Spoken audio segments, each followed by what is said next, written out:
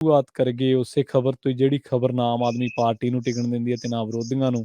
ਤੇ ਮੀਡੀਆ ਨੇ ਤਾਂ ਫਿਰ ਟਿਕਣਾ ਹੀ ਕੀ ਸੀ, ਜਦੋਂ ਸਿਆਸੀ ਧਿਰਾਂ ਹੀ ਬੇਆਰਾਮ ਨੇ ਤੇ ਮੀਡੀਆ ਕਿਵੇਂ ਆਰਾਮ ਕਰ ਸਕਦਾ ਹੈ।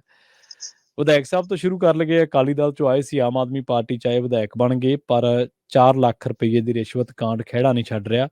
ਹੁਣ ਇਹ ਖਬਰ ਨਿਕਲ ਕੇ ਆ ਰਹੀ ਹੈ ਕਿ ਐਮਐਲਏ ਦੇ ਕਹਿਣ ਤੇ ਦਿੱਤੇ ਸੀਗੇ ਪੀਏ ਨੂੰ 4 ਲੱਖ ਰੁਪਈਆ। ਕੌਣ ਕਹਿ ਰਿਹਾ? ਸ਼ਰਮਾ ਜੀ।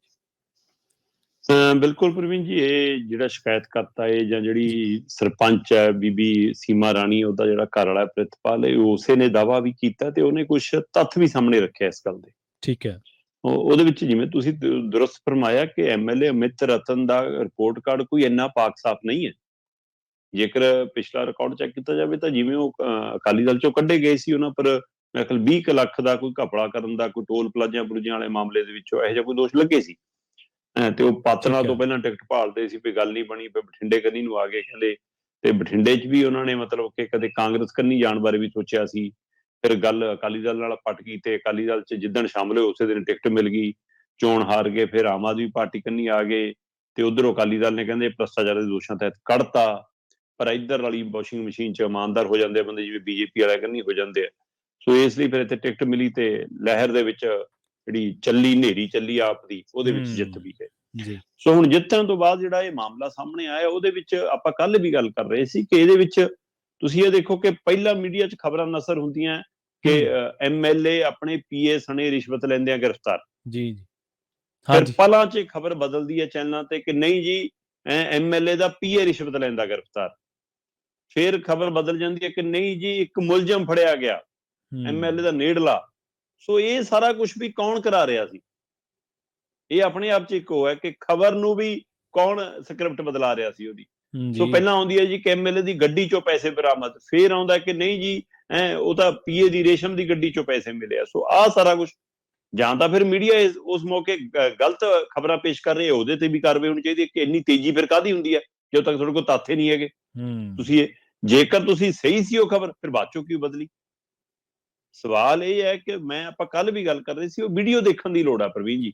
ਕੁਝ ਕੁ ਸਕਿੰਟਾਂ ਦੀ ਵੀਡੀਓ ਹੈ ਕਿ ਐਮਐਲਏ ਤੇ ਉਹ ਨਾਲ ਉਹਨਾਂ ਦਾ ਪੀਏ ਬੈਠਾ ਹੈ ਤੇ ਉਹ ਵਿਜੀਲੈਂਸ ਵਾਲੇ ਆਉਂਦੇ ਨੇ, ਉਹ ਝੋਲਾ ਜਿਹੇ ਚੋਂ ਕੱਢਦੇ ਨੇ ਸਮਾਨ, ਉਹ ਗਲਾਸ 'ਚ ਪਾਉਂਦੇ ਨੇ ਰੰਗ ਜਾ, ਪਹਿਲਾਂ ਆਪਣੇ ਹੱਥ ਪਾ ਕੇ ਦਿਖਾਉਂਦੇ ਨੇ ਕਿ ਦੇਖੋ ਜੀ ਰੰਗ ਨਹੀਂ ਚੜਿਆ।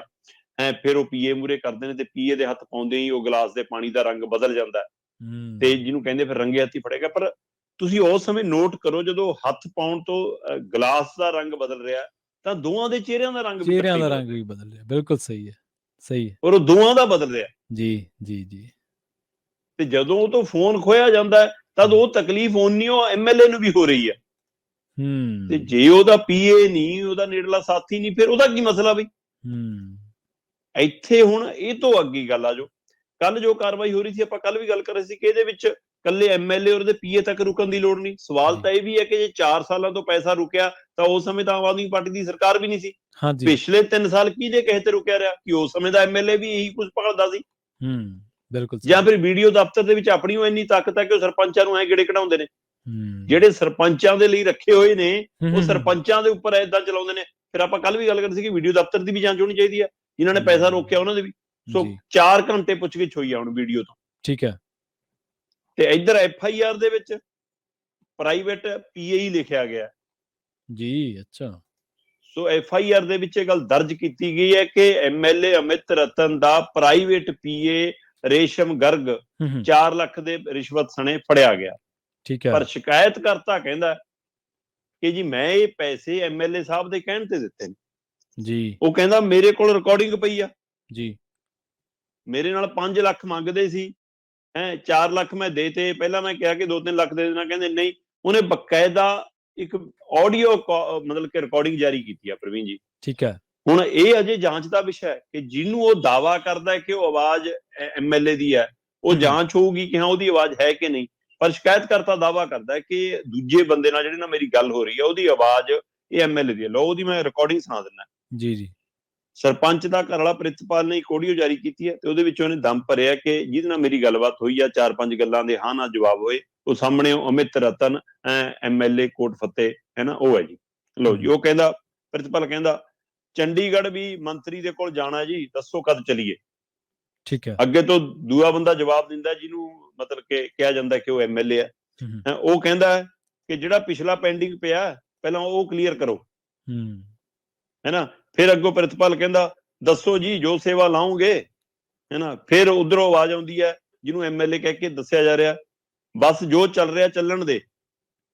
ਫਿਰ ਪ੍ਰਿਤਪਾਲ ਦੀ ਆਵਾਜ਼ ਆਉਂਦੀ ਹੈ, ਉਹ ਤਾਂ ਫਾਈਨਲ ਹੈ ਜੀ, ਜੋ ਕਮਿਟਮੈਂਟ ਹੋ ਗਈ। ਠੀਕ ਹੈ। ਫਿਰ ਦੂਜਾ ਬੰਦਾ ਜਿਹਨੂੰ ਕਿਹਾ ਜਾਂਦਾ ਐਮਐਲਏ ਆ, ਪਰ ਕੰਮ ਕਦ ਕਰੇਗਾ? ਮਤਲਬ ਅਗਲਾ ਕਹਿੰਦਾ ਕਮਿਟਮੈਂਟ ਤਾਂ ਠੀਕ ਹੈ ਪਰ ਮਾਲ ਕਦ ਪਹੁੰਚਾਉਣਾ, ਹੈ ਨਾ। ਤੇ ਫਿਰ ਪ੍ਰਿਤਪਾਲ ਦੀ ਆਵਾਜ਼ ਆਉਂਦੀ ਹੈ, ਮੰਗਲਵਾਰ ਨੂੰ ਮੇਰੇ ਤੋਂ 5 ਲੈ ਲੈਣਾ, ਪਰ ਪੇਮੈਂਟ ਤਾਂ ਰਿਲੀਜ਼ ਕਰਾ ਦਿਓ। ਪਰ ਪਹਿਲਾਂ ਜਿਹੜਾ 25 ਲੱਖ ਪਿਆ ਉਹ ਤਾਂ ਰਿਲੀਜ਼ ਕਰਾਓ। ਫਿਰ ਦੂਆ ਬੰਦਾ ਜਿਹਨੂੰ ਐਮਐਲਏ ਦੱਸਿਆ ਜਾ ਰਿਹਾ ਉਹਦਾ ਜਵਾਬ ਆਉਂਦਾ ਹੈ, ਕੁਛ ਅੱਜ ਵੀ ਕਰਦੇ, ਹੈ ਨਾ। ਠੀਕ ਹੈ। ਫਿਰ ਪ੍ਰਿਤਪਾਲ ਕਹਿੰਦਾ ਏਦਾਂ ਕਰੋ ਜੀ, 2 ਹੁਣ ਲੈ ਲਓ, ਬਾਕੀ 3 ਮੰਗਲਵਾਰ ਨੂੰ ਲੈ ਲਿਓ ਜੀ। ਤੁਸੀਂ ਵੀਡੀਓ ਨੂੰ ਕਹੋ ਤਾਂ ਸੀ ਕਿ ਮੇਰਾ ਕੰਮ ਕਰ ਦੇਵੇ। ਫਿਰ ਪ੍ਰਿਤਪਾਲ ਦਾ ਹੀ ਆਉਂਦਾ ਦੁਬਾਰਾ ਵੀ, ਉਧਰੋਂ ਕੋਈ ਜਵਾਬ ਨਹੀਂ ਜੀ। ਤੁਸੀਂ ਮੇਰਾ ਫੋਨ ਵੀ ਨਹੀਂ ਚੱਕਦੇ। ਫਿਰ ਦੂਜਾ ਬੰਦੇ ਦਾ ਜਵਾਬ ਆਉਂਦਾ ਜਿਹੜਾ ਜਿਹਦੇ ਬਾਰੇ ਐਮਐਲਏ ਦੱਸਿਆ ਜਾ ਰਿਹਾ ਕਿ ਕੋਟ ਫੱਤੇ ਹੈ, ਉਹ ਇੱਕ ਨੰਬਰ ਦਿੰਦਾ ਹੋਰ, ਆਪਾਂ ਨੰਬਰ ਨਹੀਂ ਬੋਲਣਾ, ਮੈਂ ਉਹ ਨੰਬਰ ਦਿੰਦਾ, ਇਹਦੇ ਪਰ ਮੈਸੇਜ ਕਰਿਆ ਕਰ। ਸੋ ਇਹ ਹੁਣ ਉਹਦੀ ਰਿਕਾਰਡਿੰਗ ਹੈ। ਹੁਣ ਇਸ ਰਿਕਾਰਡਿੰਗ ਦੀ ਜਾਂਚ ਹੋਣੀ ਚਾਹੀਦੀ ਹੈ ਲੈਬ ਦੇ ਵਿੱਚ ਕਿ ਹਾਂ ਭਾਈ ਇਹ ਆਵਾਜ਼ ਉਹਦੀ ਹੋ, ਜੇ ਉਹਦੀ ਆਵਾਜ਼ ਹੈ ਫਿਰ ਤਾਂ ਮਸਲਾ ਹੀ ਖਤਮ ਹੋ ਗਿਆ। ਤੇ ਜਿੱਥੋਂ ਤੱਕ ਹੈ ਇਹ ਵੀ ਪਤਾ ਲੱਗ ਰਿਹਾ ਕਿ ਵਿਜੀਲੈਂਸ ਜਿਹੜਾ ਗਰਗ ਹੈ, ਰੇਸ਼ਮ ਗਰਗ, ਤੇ ਜਿਹੜਾ ਐਮਐਲਏ ਅਮਿਤ ਰਤਨ ਕੋਟਫੱਤੇ, ਉਹਨਾਂ ਦੀ ਆਪਸੀ ਫੋਨ ਕਿੰਨੀ ਵਾਰ ਹੋਇਆ। ਆਪਾਂ ਕੱਲ ਗੱਲ ਕਰ ਰਹੇ ਸੀ, ਫੋਨ ਕਾਲ ਉਹਨਾਂ ਦੇ ਵੀ ਜਾਂਚਣ ਦੀ ਲੋੜ ਹੈ। ਹਾਂਜੀ ਹਾਂਜੀ। ਸੋ ਵਿਜੀਲੈਂਸ ਸ਼ਾਇਦ ਮੈਨੂੰ ਲੱਗਦਾ ਆਪਣੇ ਰੇਡੀਓ ਦਾ ਪ੍ਰੋਗਰਾਮ ਸੁਣਦੇ ਆ, ਉਹਨਾਂ ਨੇ ਕਹਿੰਦੇ ਕਿ ਅੱਛਾ ਜੀ ਹਾਂ ਇਹ ਵੀ ਜਾਂਚ ਕਰਾ ਲੈਂਦੇ ਆ। ਸੋ ਉਹਨਾਂ ਨੇ ਇਹ ਜਾਂਚ ਕਰਨ ਦਾ ਵੀ ਹੁਕਮ ਦਿੱਤਾ ਕਿ ਹੁਣ ਅਸੀਂ ਭਾਈ ਦੋਵਾਂ ਦੇ ਵਿੱਚ ਗੱਲਬਾਤ ਕੀ ਹੁੰਦੀ ਹੈ, ਕਿੰਨੀ ਦੇਰ ਹੁੰਦੀ ਹੈ, ਕਿੰਨੀ ਵਾਰ ਫੋਨ ਮਿਲਦਾ, ਉਹਦੀ ਵੀ ਅਸੀਂ ਜਾਂਚ ਕਰਾਵਾਂਗੇ।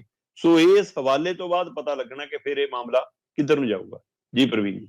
ਜੀ ਬਿਲਕੁਲ, ਚਲੋ ਇਹ ਵੀ ਜਾਂਚ ਹੋ ਜਾਣੀ ਚਾਹੀਦੀ ਹੈ। ਦੁੱਧ ਤੇ ਪਾਣੀ ਦਾ ਪਾਣੀ ਹੋ ਹੀ ਜਾਣਾ ਇਸ ਜਾਂਚ ਤੋਂ ਬਾਅਦ ਕਿ ਕਿੰਨੀ ਵਾਰੀ ਗੱਲ ਹੋਈ ਹੈ ਤੇ ਕਿੰਨੇ % ਤੇ ਕਿੰਨੇ ਲੱਖ ਮੰਗਿਆ ਗਿਆ।